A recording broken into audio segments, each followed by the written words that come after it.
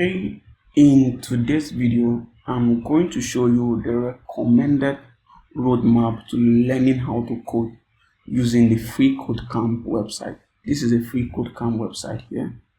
And the reason why I'm making this video is because there was a friend of mine. He spent a lot of time on FreeCodeCamp doing the project, but after spending like some couple of months, he was unable to understand what he was doing, and he was unable to pick an idea and work on that idea end to end. Do you understand? So a lot of people just go to FreeCodeCamp and just follow instruction from the beginning till the end, and then they don't understand what they are doing, and they can't build something without somebody giving them instruction. So I'm going to show you the recommended roadmap here on how to do this thing the right way.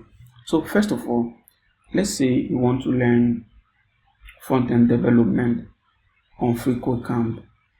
Front-end development is broken down into different areas. For example, we have HTML here, CSS, JavaScript, and then React. So the first thing what a lot of beginners do is they just go to FreeCodeCamp and then start learning and start following the instruction, which is bad. You shouldn't do that. So what you have to do first of all is one thing that FreeCodeCamp does not teach you is they don't teach you the basics. So first of all, before you go to FreeCodeCamp, first of all you have to go to YouTube.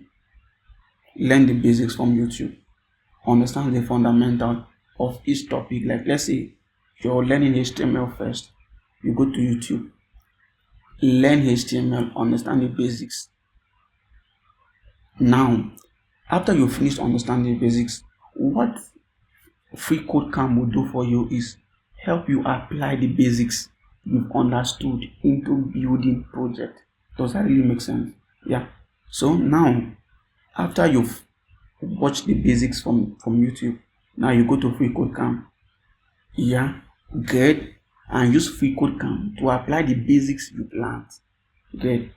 Now, FreeCodeCamp has a bunch of projects that you're going to be working on. So when you see a project, you take the project, you build it in FreeCodeCamp, following all the instructions in FreeCodeCamp. Now, when you're done following the instruction, you copy the entire code and put it on your local PC. Does that make sense? Now you understand the code line by line, line by line, line by line. Understand the code, and this might possibly take you like days before you can actually understand this entire code. So when you've understood this code, try to rebuild the project locally without any help, without looking at the source code. Try to rebuild the project locally.